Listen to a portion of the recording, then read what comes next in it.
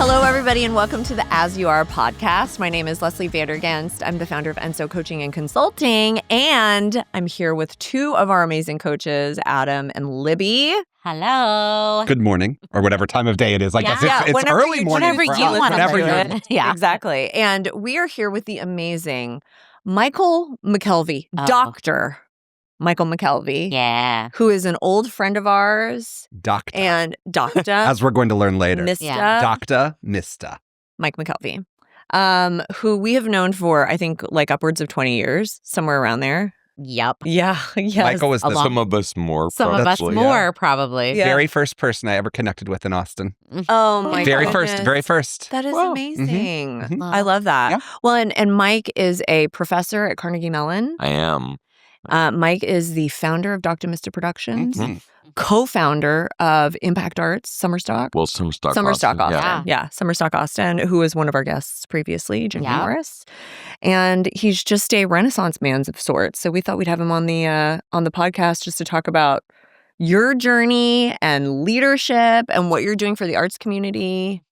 Yeah. all those thanks. things. Yeah. Yeah. Thanks for being here. I appreciate you guys having me out. Oh, we love it. All of the Always above. the All of the joy. above, yeah. Well, can we start with just like Austin? Because I think Sure. you're like a huge staple in Austin, and people really recognize, the work that you've done, not just with Doctuh Mistuh, which I think has become kind of a cult Mhm. following. Kind of Oh, a it's cult. just the cult. Stop No, that. Like just the cults side note. is fine. Yeah, Yeah. people have pictures of Mike tattooed on Yeah. their Yeah. knees. There we Surprise, go. guys. Yeah. But like it is. I mean, Doctuh Mistuh has become kind of a cult following in Austin. But prior to that, you were a professor at St. Edward's, and I actually taught at St. Stephen's School yeah, for 8 years. And while I was getting my doctorate at UT, and then from St. Stephen's, I jumped to St. Ed's. And while I was at St. Ed's, Father Bersati, who is my dean, said, we want to bring summer theater back to St. Edward's because they had this long tradition of professional summer theater. And so I met with Ginger Morris at the time because Austin Musical Theater was defunct. yeah. And we just felt that there was still an opportunity out there to help youth in the city without these kind of pay-for-play programs. And so I believe at a Bennigan's or something like that, which is no longer there. And what a shame that The it is. best place for ideas. Yeah. Bennigan's. Like The a only. yeah, exactly. A late night No more ideas. about it. Bennigan's run in the SoCo area now, before it was SoCo. And we thought up Summerstock Austin and this model where I had these college students at St. Ed's. We knew all these high school students around the city. We said, what if we put them all together? We'll find a way to pay for it, but we don't want any student to pay to be part of the Oh. program. Mhm. So we got a bunch of donors that we remember from AMT that we were still connected with, and they agreed to kind of pony up a little bit of money. And St. Edward's thought, not everyone at St. Edward's, but Father Bersati thought it was a good idea. And we went forward. And Libby Dees was among our first stars. first stars of Star. whatever we were doing. That's so, amazing. What were the first productions that you guys put on? let me see. Do you We remember? did Footloose Mm. and Much Ado About Nothing. Wow. Yeah, I think that was the first season. That is 'Cause I so still can't crazy. remember the poster. Yes, those were my feet in the poster. Oh, Both Yeah. posters. in Footloose and in Much Ado, you had Yes. your feet in Much Ado. About Yeah, Nothing. they Okay. were. I love that. Well, Yeah. Little- foot model. Little It's my side work, my side little gig. did There we you know. go. Yeah. Up for hire. Sorry. Artist. So then you guys started with Shakespeare, and then how did you? Was Yeah, that I something you was wanted to I was continue? the education director at the time for Austin Shakespeare, where I had Mm. before Guy Roberts did what he did to it. Sorry, should throw shade towards Guy, but the company I actually had worked with Austin Shakes for about 5 years before that. Oh, So okay. Guy took over, and I said I'd like stay as education director. So I was trying to tie Oh yeah. entities together. So St. Edward's, now Summerstock, and Austin Shakes. Mhm. And yeah, so that's kind of how it started. And then I think it was season 2, maybe, or season 3, we added a Theater for You show, which that's where Theater for All started. And that was the idea of bringing at-need and at-risk children and their families to come and see theater who might not get an opportunity to see theater. Yeah, that's great. Free of charge. So that's where that all kind of started. Yeah. And so where, when all of these things are getting started, like how does that tie to like Mike's mission or Mike's purpose? I don't know. Like I never really started out to be an educator. That was never the thought. I think everything I've done in my career has just always been happenstance. Like, oh, let's try this. Maybe we can do this now. I mean, the whole idea going into college was to be a psychologist. And yeah. I mean, but aren't you kind of though? Well, maybe. Right. Maybe. But that was my first major in college. But right before that, I decided I wanted to be a vocal performance major. My parents were lukewarm on the idea. They thought I was actually going to be a professional bassoonist. Oh. Like, yeah. This was a new discovery for me. Mike told me in the dressing room the other day that he was a marcher, a bassoon marcher. Yeah, I feel like you've kept that like pretty like close to the vest. That one's been Yeah, I went to Notre Dame. I went to Notre Dame High School in Sherman Oaks, California. And Notre Dame's it's a very famous school, especially on the West Coast. But they were really well known for their marching band at this all-boy Catholic school, and this like state champion marching band. But being a bassoonist, you're like, well, what do I do? This is doing music at the school. And then I found out in British military bands, they would actually march the bassoon. So my mom, who is an amazing seamstress, was like, I'll make you a strap that you can march with. So there are pictures of me like marching in the Fiesta Bowl parade and things like this. I need to see this. Yeah. Like you have to bring these to us. I will find these photos. This is amazing. But then I got so tired of marching the bassoon and breaking reeds and all these things that I was like, I'm going to become a drum major so I don't have to march with the bassoon anymore and ruin my embouchure and all those things. But wait, so then when did singing happen? Singing always was there. Yeah. I mean, I started out, I was with California Boys Choir for a while. And then when my voice started to change, God's rude awakening, of being this little voice soprano, and then now I'm sounding like this bullfrog, kind of like I sound today. I was just like, okay, I'm gonna stop singing. I'm just gonna concentrate on sports. So I was like, I'll just concentrate on baseball and things like that. And I think it was in high school about halfway through that I said, well, let's see what's going on. So I had, like every other young man in California, I had my own garage band. And yeah, Id and the Insatiables was the name of the band. And it was a rhythm and blues band. And I kept blowing my voice out. And then I went to see a voice teacher who was actually singing with the LA Opera and things like that. And she was the one who told me I could sing opera. And like most people, I'd go, why? Why would you do that? Why would I want to do that? I want to sing rock. I want to sing Bob Seger and things like that. And, but her and her husband both were very encouraging, and I just worked at it. And my mom, she just was saying, great, this is another thing you're doing. Yeah. Like, just didn't think I was serious about it. Just great. Our deal actually was, she paid for bassoon lessons all these years. And when I switched to voice, she was like, well, then you can pay for your lessons. I was like, okay, which really taught me a great lesson, because then I savored each one of those lessons. Like it became my thing. Yeah. It was important to me. And I'm glad she did that. I was really happy she did that. But that's where it came in.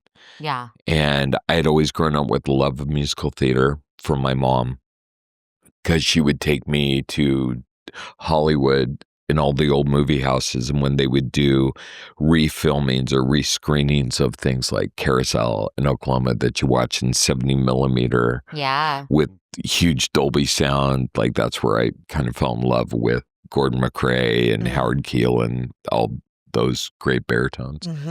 And then I had a great appreciation for jazz because my dad and then my brother was the guy who would, or I'd steal his rock albums and things like that. So even though I come from a family of non-musicians, they all had great musical taste and there was just always music in the house in a different way than most families of musicians. Yeah, like there were just always these great albums and no one, except when I played Dylan nonstop, that's when my mom was like, you're worrying us a little bit. Let's take a break. So, yeah. I feel like this is going to be a theme with variations, though, as we go through this. Like, is Michael, your ability to say, well, why not? Yeah. Is really like when, Leslie was asking, I just think that's something that has been very clear through just seeing your career and the impact you've made is the why not try like voice again, oh, why not try marching bassoon and then come full circle to marching bagpipes now. I mean, I think that really, I don't know, if I see that something's not happening, it's not like I'll do that because that needs to happen. It's just like, I don't know, let's try this or let's give this a shot, or what does it take to do that? What do I have it in my bag of tricks? Whenever I teach my students, whether it's at Carnegie or St. Ed's or Fort Lewis or any of these places I've been, it's always been to tell my students, what is your toolkit? That's really good. What is your tool belt? How many things can you do? Can you pivot? Can you figure out how to do that if you have to? And some listen, and I've seen former students go on into careers that they may have never thought of, such as graphic design because they did some work at Summer Stock that way, or the business side of things, or just into such as former students that end up as coaches and end up as coaches or things like that. It's crazy. It's so true. Yeah, just because you study it doesn't mean that's what you have to do. Yeah, absolutely. I mean, yeah. Well, so Mike, what do in kind of talking about these like toolkits, one of the things that I think we've all witnessed with you is that you work your ass off. I mean, there's no ifs, ands, or buts about it. And so like, what is it when you make the decision to like, okay, let's go try this? What do you have to have in you to be able to go make that thing a success? That I'm not sure about. I still wonder if it's a success, whatever I do. I think it's just carving out mental space for it, right? Allowing myself that time to say, what will this take? And then also seeking out people who I might not be close friends with, but that do it to say, what don't I know? Right? I think that's the problem with most of us. We're scared of what we don't know instead of trying to embrace that. I will consider myself like a lifelong learner. In everything I do. I knew nothing about publishing. And I mean, even though I had to write my dissertation and things like that, I knew nothing about it. Now I'm the editor of a scholarly magazine, and I'm writing a book. So, yeah, I didn't know how to get a book contract, but then I said, well, I'll ask someone. Right. And I did, and he showed me the ropes and put a few submissions in, and they were rejected, but he also had the grace to tell me why they were being rejected. And it was nothing about my writing, it was just my subject matter. So I retooled and pivoted. Well, there's something interesting about that. necessity for the vulnerability in order for the learning to actually occur. Yeah. You know? Yeah. And I think that's To say, I don't know, like, can you? yeah, I don't know. Yeah. Can you help me or can you support me versus needing to feel like the expert in, you know, in everything. And that's like a nice little like thing to take Yeah. away, you know? Yeah, I think so. I think for me, it's also the idea of new. I'm someone who gets bored very easily. I think we Huh. know that. Yeah. Very. It's shocking to hear. I get bored very easily, and it is striving to find something that not that no one else has done, because I mean, yeah, I haven't done anything that I'm the originator of. I mean, I think Summer Stock might be the closest thing with me and Ginger, because we couldn't find another program. Like, we kept trying to model, and we found things that were close, but nothing that really fit that mold. And we kept, that whole thing was very amoeba-like. Every year we were like, well, let's pivot this way. Oh, we've lost a home. Where can we go? Who do we know? Yeah. Is this not doing pay for play really smart? Is it fiscally sound? How do we make it fiscally sound? So it's that being willing to edit yourself too. And even with Doctuh Mistuh, like, we have this story that the company started to bring Austin theater that it would normally not see. That's not true. Yeah. That's not true. That's become the narrative, but that's not how it started. Yeah. It started because we found a show that we wanted to do that we're like, well, no one else in town's going to do it, so we're going to do it. Yeah. Who knows how to produce? Oh, none of us. Cool. Okay. Who has $5,000 in a bank account? I do. Cool. We can pay for royalties and then we'll figure the rest out. Yeah. And that's honestly how it started with People Dead. We had no idea it would be as successful as it was. Huge. Yeah. I mean, I remember sitting, and there again, like, how, it sounds terrible. How do you make more money? Like, once the opportunity's there and you see it, how quick can you pivot to say, how can I monetize the success even 100%. more? Yeah. That's just smart business, Yeah, right? but even saying like, okay, splash zone, do we order? Yeah. Yes, we have a splash zone with where we're throwing blood on the audience I was going to say members. splash zone, not water. Yeah. No, Yeah. it was In not case water. we're not sure what Evil Yes, Dead is. yes. right? But even that, because we had heard about splash zones from other productions, and we're saying, how do we make that happen? Do you order ponchos, plastic ponchos from some company do. that make like, is there a Ponchos or Us out there? Yeah. Instead, we said, well, garbage bags are the same makeup as a poncho. So how do we take a garbage bag and now charge somebody $6 for their own custom poncho that we've cut out the armholes and Literally. everything out?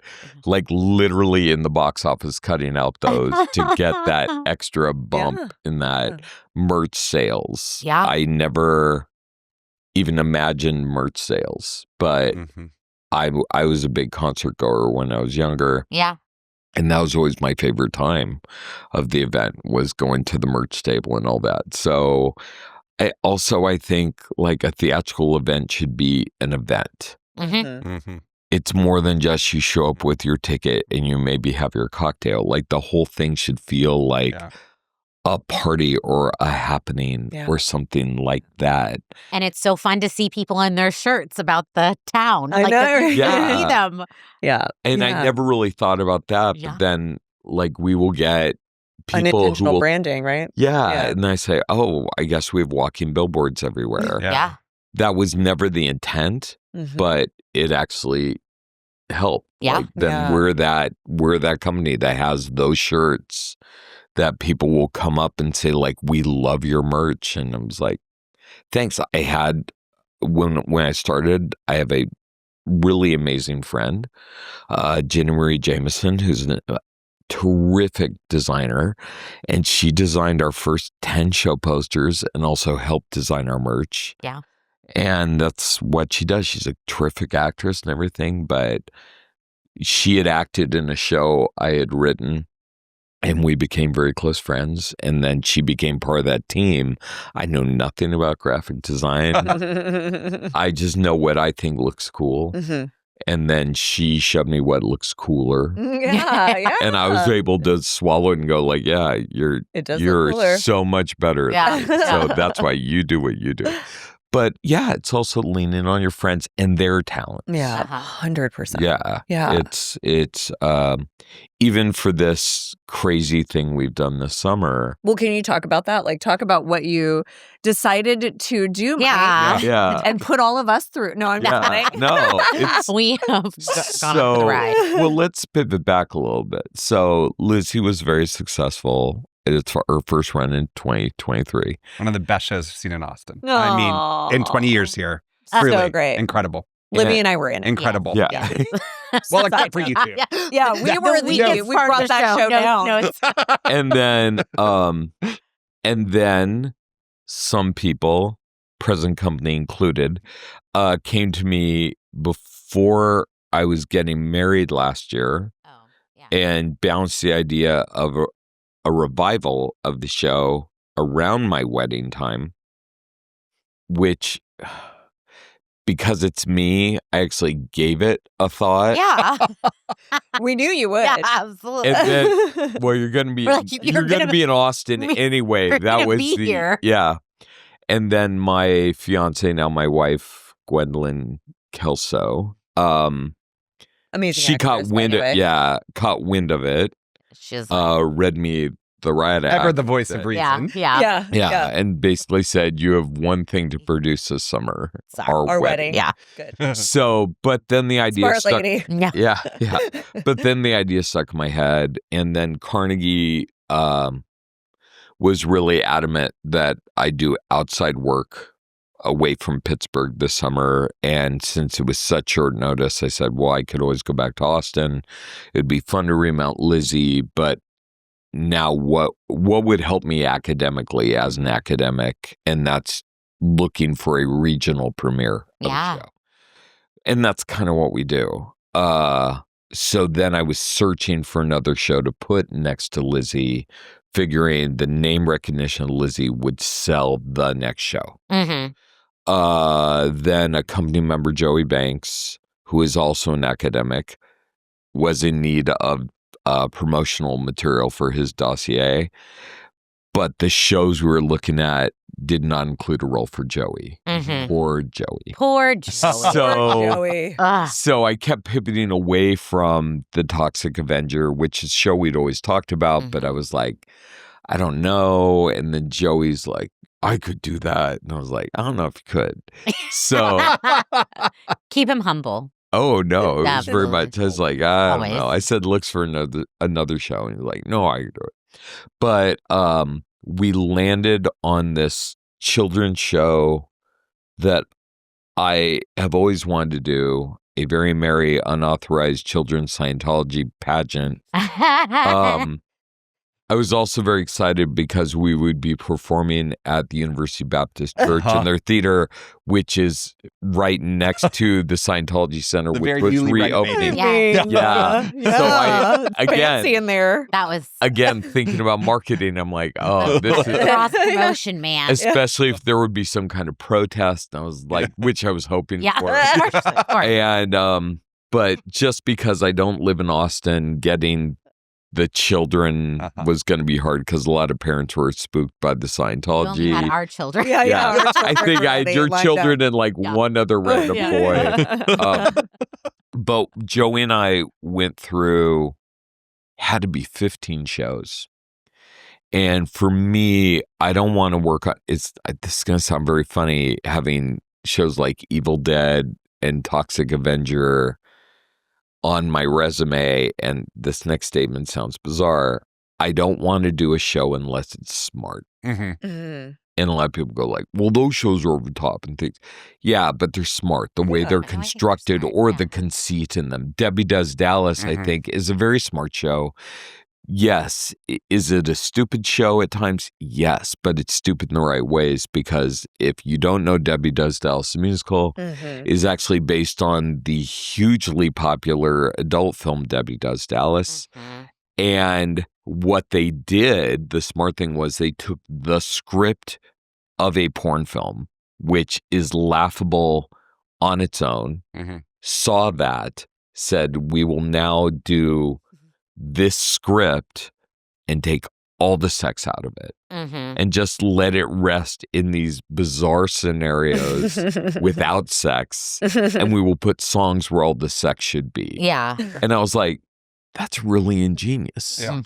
And it is. And it's like pure comedy, but they didn't really write new material in there. It's all in the original movie. So with Toxic Avenger, I thought the songs were good. I thought the book was smart. And it was not Broadway hit. Like it had that pedigree. The show we end up landing on is a show called Pretty Filthy. And when I first heard the conceit about it being a docu-musical about the adult film industry, I was like, oh, we're going down Debbie Does Dallas road again, and this is porn musical. And then I listened to the soundtrack and went, no, these songs actually make a lot of sense. They're not going for cheap laughs. They're not doing this kind of thing. Then I worked my tail off to get a hold of the script, because the show is unlicensed. Which is its own kind of, like, again, didn't know how to get an unlicensed property. Had only done it once before, and with Silence, the musical. So I had to learn like how to do that, how to network through not a licensing company or a publication company like Music Theater International or Concord Theatricals, but actually working with the agents of the people that wrote the show, who had never really given the rights to do the show before. So it was talking them into something. Yeah. The thing that made it also difficult was Michael Friedman, the composer, had passed away 5 years previously. And now his agent, who is with William Morris, which is a huge agency, I'm now asking him about producing this show that he kind of remembers Michael wrote. No one knows where the materials are. Yeah. Only a little college group did it right after the off-Broadway premiere. No one knew where the script was, or at least the last version of it. Yeah. We went through Beth Wool's agent, who she wrote the script for it. They didn't even have the latest copy of the script. I had to show everyone permission that I had paid royalties to a show I had not read the script to. I had to send them like bank transfers of all the money without reading the script. But we were reading reviews in the New York Times of the show. It was a top critics pick. And that's what was so strange to us, because we're like, here's a show that is a top critics pick, nominated for all these awards like the Drama Desk and the Outer Critics, but no one's done it. Why? Why is that? Is it just the content? Is it that Michael Friedman passed away and couldn't trumpet his own show? Is that Beth Wall is very active in Hollywood, getting these other things done that I'm sure pay much more than writing a script to a docu-musical. So, yeah, I was nervous. I was really nervous because I put all this money out there for something I didn't really know all about. Yeah. And we finally were able to get the script from the civilians, or the ones that originally conceived the show, with Center Theater Group in LA. They did get me a copy eventually of we think what was the last script. I was able to connect with a couple of the original cast members. We also couldn't get the orchestra, or we couldn't get the score, because no one knew where it was. And so, again, friends. Yeah. I went on Facebook, found out who did the original orchestrations, because he is on a video of them making the soundtrack. Yeah. And also on the Civilians page, I went there to see all the original creatives, because I was going to stalk everybody for the script. I I found out who that orchestrator was, saw who I had common friends with on Facebook, wrote those friends, say, hey, do you know so-and-so? The two friends got back to me, said, I worked with him a year ago, or I worked with him 2 years ago. Think I still have his digits. Oh my gosh. Great. Let me connect you.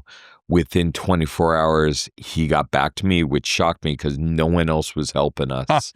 Yeah. No one from William Morris, like Best Woolsey, like everyone kind of helped, but no one was really serious or thought we were serious.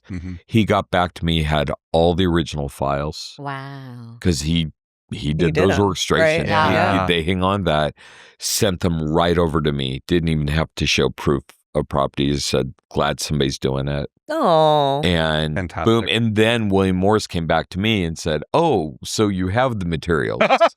You're like, so yeah, thank you. And I said, the materials you were supposed to provide 3 months ago or so. But then they asked me to share them with them, That's so funny. which I did. That's really nice. Graciously. Yeah. But yeah, so it was all these things that I didn't know you had to do. I Right. just thought if you license a show, you call your agent, you call your rep at MTI, Right. you put in your application, they tell you how much you owe, boom, or they reject it because the show's being done. Yeah. With Silence, it was a similar thing because it had this huge reputation off Broadway.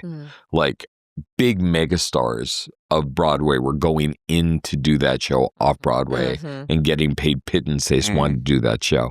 Had a successful run in Los Angeles. Show wasn't licensed. They had a representative. To get that show, I knew an original cast member who introduced me to the people who hold the rights to the show. And it just took numerous emails back and forth. And coming up with an agreement of how this is going to be handled. I love that. Yeah. Work that network. Yeah. Uh-huh. Like relentless commitment Yeah. to Yeah. like what you see and choose and want. Mhm. Which is really great. Yeah. It is. And I think it goes to show that even though the industry is very wide, it's still very my dependent on individuals 100%. and individual personalities and predilections and wants and all those things. Yeah. Yeah. Yeah. So then you get your hands on the script. You get to read it for the first time. So I'd gotten it, like Beth Wool's agent did send me a copy of the script and I read it and was like, yeah, it's pretty good. And then I matched it to the soundtrack and I was like, this doesn't match at all. I looked at the date on it and I think Pretty Filthy originally premiered February or March 2015. This was like 2014 August. And being around new works, I was like, I'm sure there's 2 more drafts after this. It's got to be 2 more drafts. And then we were able, from the William Morris agency, they had a later draft, but I knew it still wasn't the original because the songs weren't matching. And a lot of times with the newer work, songs will be input, they will be thrown out, they will be changed, there will be brand new lyrics. That's why if you listen to a Broadway show and then you listen to the London cast recording, there might be completely different verses. City of Angels is one of those shows. Because either the writers want to change lyrics for that region, or they just want to retool the show. Yeah. So with this, having that soundtrack actually guided us in what the content was, or what the show structure should be. So that helped a lot. And also being able to loosely connect with a couple of actors and just say like, hey, is there anything we should know about? And they all loved the show. They were very excited to hear we were doing the show. So that happens now and then too, that people back you because they understand that you see the same thing in that show that they did. Yeah. And they want the show to have a life. Right. And so I think that's what the company's kind of become. Yeah. Because someone asked me last night after Toxic, they're like, so if you were to do a show like SpongeBob, right? And I said, well, I wouldn't do SpongeBob. And I think they originally took offense to it. Like I was saying, like I'm too good. Yeah. I was like, no. With my company, I wouldn't do SpongeBob because another company is doing it or will do it or something like that. That's great. I hope 20 companies do that show. Yeah. Mm-hmm. That's not what we do. What we're doing is we're trying to find those gems out there that dust is now blown over Mm-hmm. and remind people that they're there. It's kind of like same thing On Track's doing with concert shows of older shows that don't get produced enough. Mm-hmm. It's how Encores in New York started. That's where I first saw Of Thee I Sing, the first musical to win a Pulitzer. Mm. So for us, it's these off-Broadway, off-West End shows that will have no commercial appeal Yeah. to a big-time producer, but we're like, this is still good work that got done and it needs to be seen. Yeah. Mm-hmm. If only to have more life in regional theater. Yeah. Yeah. So that's kind of what do you look for? Like when you're selecting a piece, and even Yeah. when you say like, gems that have dust on them or Mhm. whatever, like how do you know it's a gem? For me, I mean, being a musician, I have to think the music it's something I want to listen to multiple times. I have to think the lyrics are smart, Mhm. right? If I can't make it through the soundtrack in one sitting in my car, I have no interest in doing the show. Mhm. If I can't open that script and make it past page 10 without going like, like what makes what it- would I do to that? Yeah. Or like, why did they do that? If I start having questions by page 10, I know the entire script is going to be one that I don't want to go in and fix someone's script. Right. Because then Right. it's not a gem. Right. Right. Yeah. So that's it. It's how much work do I have to do to raise the level of this piece? No, I want to find pieces that are already at a high level and find the cast Mm-hmm. to do those. I mean, I think the other thing too, and this is relying on your friends and don't get big heads about this, but you will. I think the greatest compliment I ever get as a producer is my casting. And it is shown up in reviews that I think I'm able to find a show and I think I'm able to cast it well. I love to cast my friends, but also my friends are very talented. I know their talent levels. I know what they could do. I also know what they can't do. So it's not just I find a work and then throw all my friends into it. It's I find a work and then say, of this large group of friends of mine, who can fit these roles? Mm-hmm. And that was something that another company member pointed out and said, there haven't been a lot of shows of yours where you've repeated the same leading man or woman. Mm-hmm.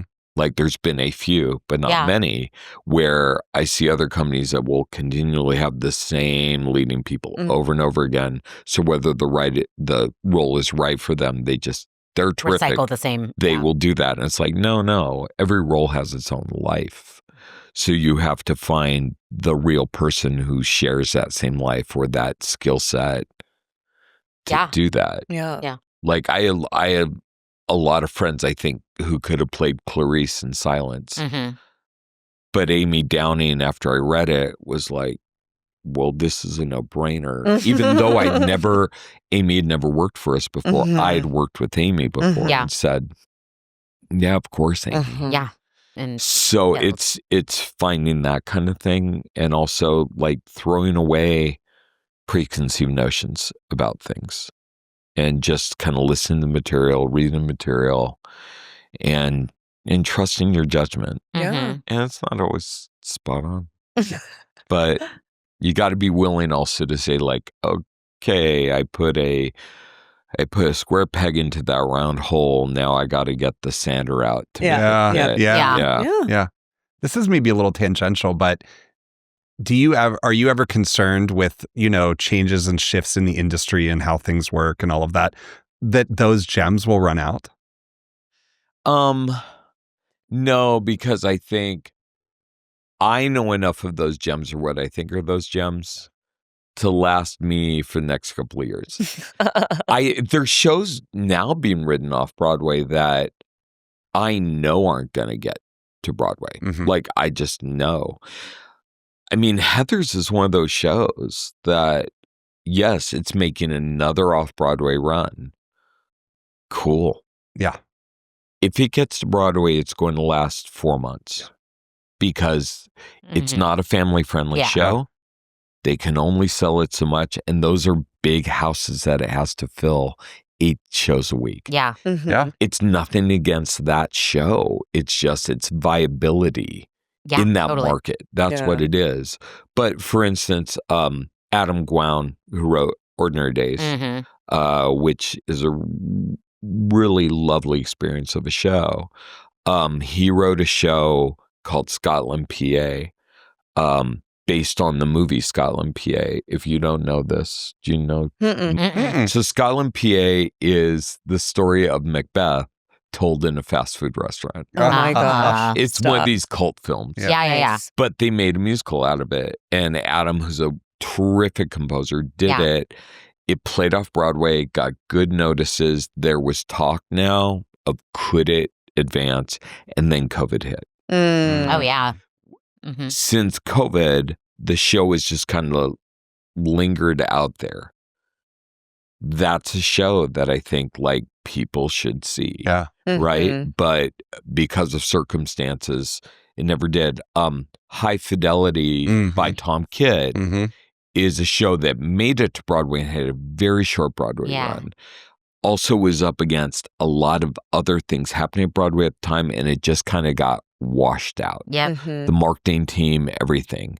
Even talking to Tom about it, it was like just the wrong time for that show. Also, I believe the producers wanted to mess with the show in some ways that probably didn't honor what they really had written.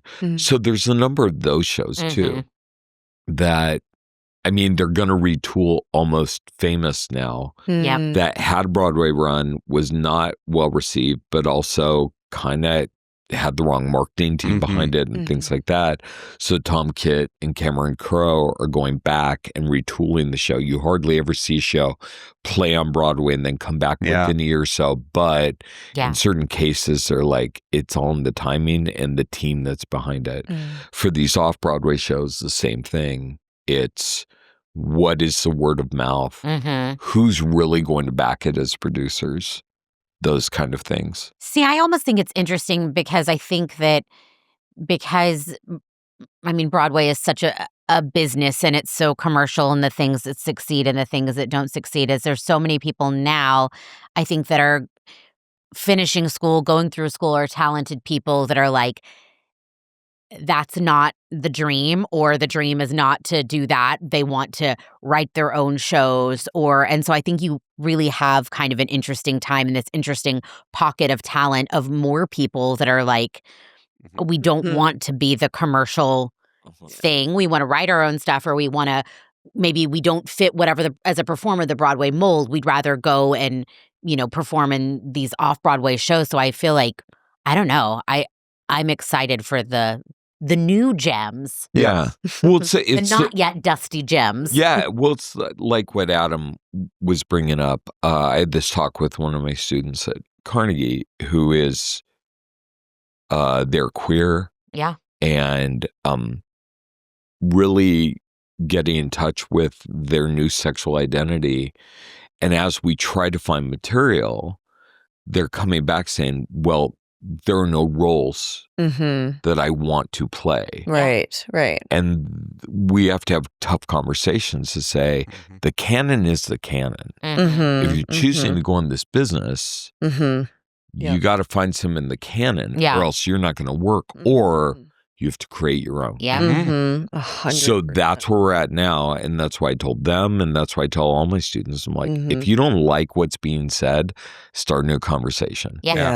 Like Leslie Odom Jr. came to Carnegie last year He's an alum, and he talked a lot about just when he's not doing something, he's not doing a film, or he's not in Hamilton or doing whatever, he's constantly collaborating with people, trying to develop work. Mhm. I think that's a thing. I don't know if my next chapter is really finally sitting down and writing that show. Mhm. I used to make jokes about the show I wanted to write, about the O.J. Simpson trial. Is maybe it's still there. I don't know. I think it's still there. Yeah. I think it's still there. It might still be there. Yeah, what did I say? Like, I was called My Little White Bronco, Stop it. and AKA I got juice in the back. Oh my gosh. That was like, yeah, I don't know. Yeah. So maybe I'll write that. That's so I mean, good. But also something else I thought about was I was always fascinated by the Fatty Arbuckle trial. And Fatty Arbuckle was a silent film actor who is bigger than Chaplin, and physically and more famous. yeah. And then was accused of rape, Oh Mhm. boy. like wrongly so, to where Oh. there were 3 trials about it. And Oh my finally gosh. the judge like threw everything out. But it, like, the man died penniless, Mm. with his name like burned in effigy Yeah. Oh. all over this thing that was set up by a young actress and her mother. But that always, again, the thing about fame and people's desire for fame, and also their wanted attacks on the Mhm. famous. Mhm.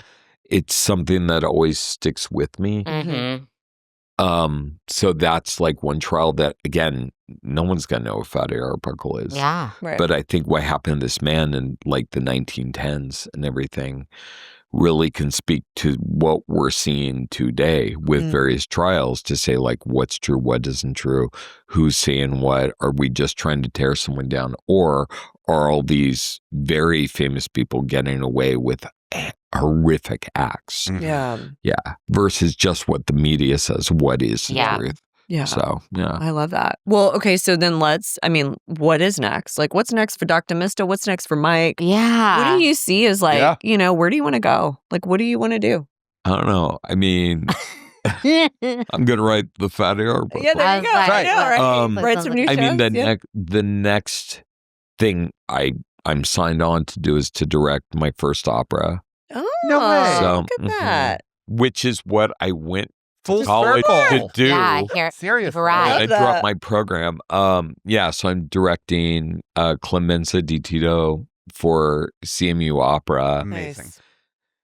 And then I think there's something right after that. Oh yeah, the book has to get completed. Oh yeah. Yeah. Get your So book both written. those happen around the same time.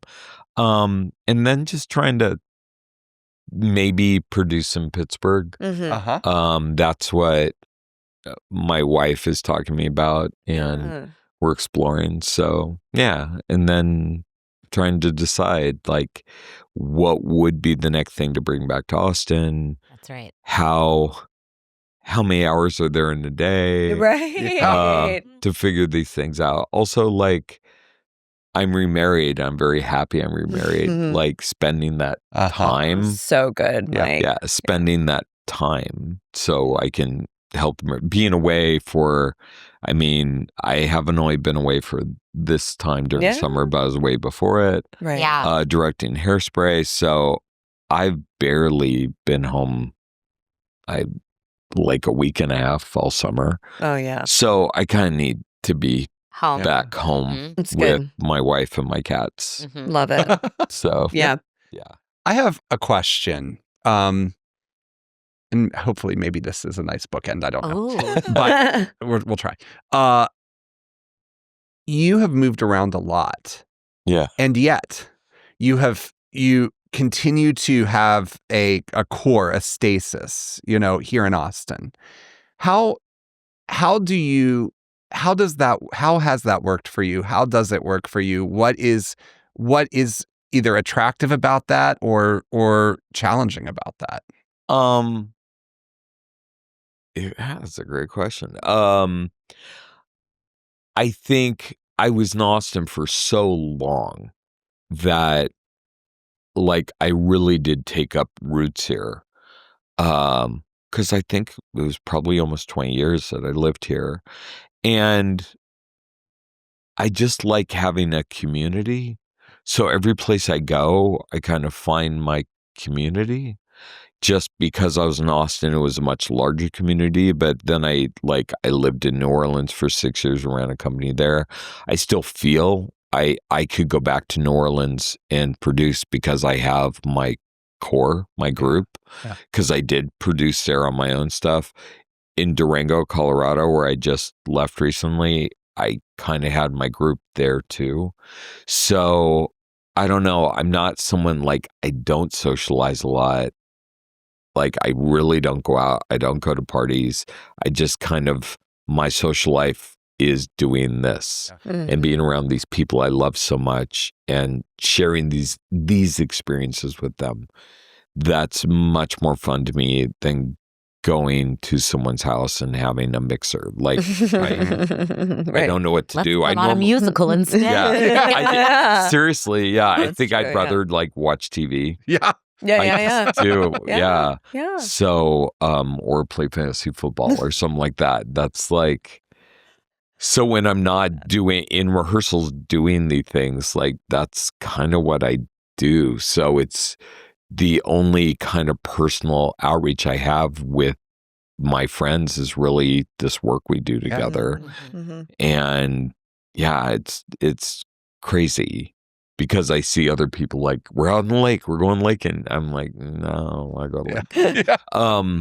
But yeah, this for me it's my home, it's my community. But so is that pocket in New Orleans. And that pocket in Durango and even Pittsburgh. Like it's funny moving back 10 years later. And I was like, oh, I still have my people here that remember me and the work we did and things. So maybe it's rekindling some of that. That's awesome. Fantastic. So, yeah. Awesome. Well, Mike, this was great. I know. This is fun. Thanks. It really this talk is about community. Like, I know. This is a community, right? Yeah. It absolutely is. It absolutely is. Well, thank you. We appreciate you. Appreciate it. Thanks for joining us. And we will see you guys on the next episode.